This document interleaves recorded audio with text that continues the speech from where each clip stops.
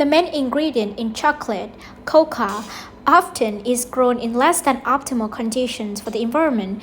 A new push in Madagascar, where the finest cocoa is produced, aims to make chocolate production more sustainable. Environment, planet possible.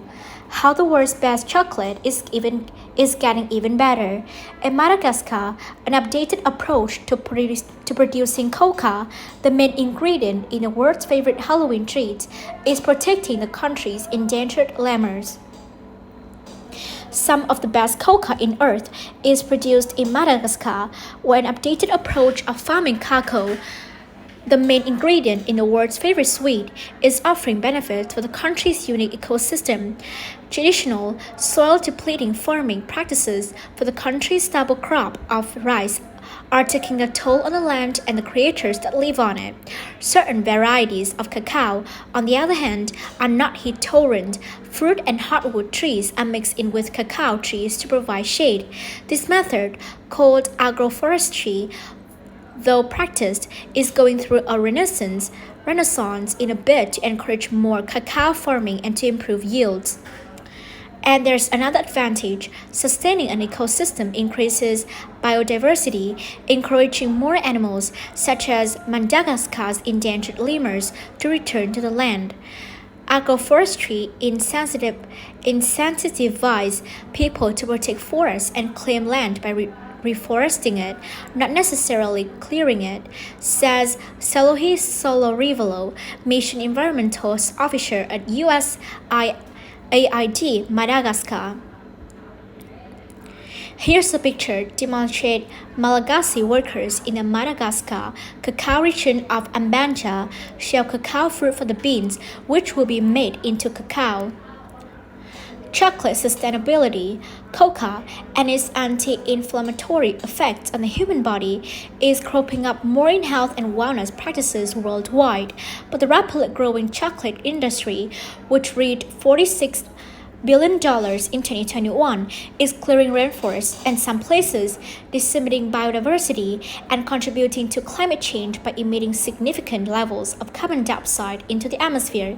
In most cases, just 1 to 100 grams of dark chocolate made from cocoa from cleared rainforests contributes the CO2 equivalent to a car driven 5 miles, according to the World Resources Institute. A number of chocolate producers are getting on the sustainability bandwagon. Beyond Good, organic chocolate company, works directly with 150 Malagasy cacao farmers to bring them up to date on the most progressive agroforestry practices, from tree selection for the shade and soil health to species diversity that helps maximize the survival of the island's threatened lemurs. Madagascar Ring tells lemur population has plummeted at least 95% since 2000. Mars Weekly, makers of Snickers, M&M's, and other Halloween frontrunners, announced in early October its commitment to using only verified, responsibly sourced cocoa in European factories by 2023 in an effort to help farmers thrive, avoid child labor, and preserve forests. As one of the world's largest buyers of cocoa, we have a responsibility to help drive positive, long-lasting, systemic impact to support the farmers and communities in our supply chain, says Benjamin Gilbert, Vice President of Procurement at Mars Weekly Europe, on the company's website. Lemurs returned. We pounced down potted roads of Madagascar on our way to cacao plantation, passing women dressed in bright red and yellow selling fruit and vegetables under grass huts. Small yards are covered in drying and fermenting cacao seeds on their way to becoming chocolate. The country's slash and burn approach to farming is evident in an endless thread of treeless rice parties. Some cacao parcels with more progressive growing particles having been introduced contain small trees bearing little fruit. This massive island nation is one of the most biologically diverse places on the planet, but the country has lost 25% of its tree cover since 2000, primarily to firewood and charcoal production.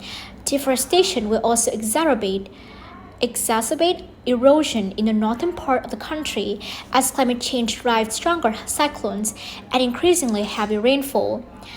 At a plantation in Ambancha owned by fourth-generation farmer Andrea Nerison Lalatiana, the sour smell of fermenting cacao permeates a mixture of cabbage and vinegar strong enough to burn sinews. His is one of the agroforestry plantations where, for the first time, researchers from the Bristol Zoo in the UK see lemurs in the trees, banana, mango, jackfruit, towering hardwoods, and vanilla bean. I will read it as the part 2 of the video. Thank you so much.